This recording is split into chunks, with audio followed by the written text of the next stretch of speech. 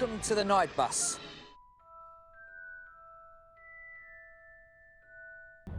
Hi, I'm Maggie Dong. I'm Jasmine Dong. We're from the East Hanover Middle School, and this is the night bus.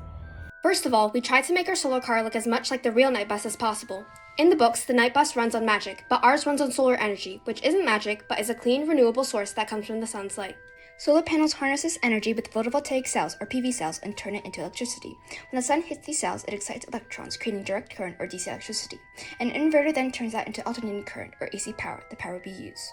And because it comes from the sun, a powerful and sustainable energy source that won't run out for billions of years, solar power doesn't produce greenhouse gases, needs no fuel, and helps reduce reliance on fossil fuels, making solar energy and solar panels a key factor in cutting carbon emissions and fighting climate change. So once the solar panel generates the solar energy, the electricity travels through these wires to power the motor. The motor then spins a gear that turns the gear on the front axle, making the wheels move. For the gear ratio, we tested many different gear ratios and went through many trials and experiments, but we eventually found that a 20-60 ratio was able to move the car the fastest. Now that our night bus is powered by solar energy, not magic, it still keeps some of the classic features, like its purple walls. Also, we originally planned for 3 rows of windows on the walls, just like in the books, but during testing we found that it was too tall and sometimes blocked the solar panel's sunlight. So we cut it down to 1 row of windows, but still made sure to decorate it with our favorite characters.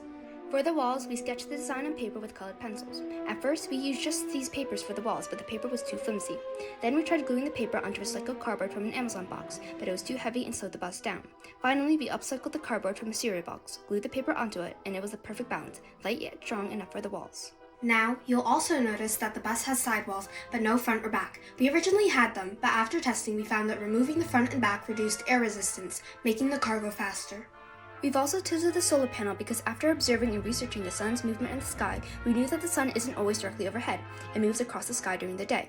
So by angling the panel, we can maximize the amount of sunlight it receives, which improves its efficiency and energy output. And of course, the night bus wouldn't be a bus without wheels. For our final design, we chose large wheels with rubber on the outside to increase friction and help the bus grip the track better. Through testing other wheels like CDs and bottle caps, we also discovered that bigger wheels with bigger circumference travel farther with each rotation. Meaning, since all wheels spin at the same rate, the larger the wheel's circumference, the more ground it covers per revolution, making the bus move more efficiently.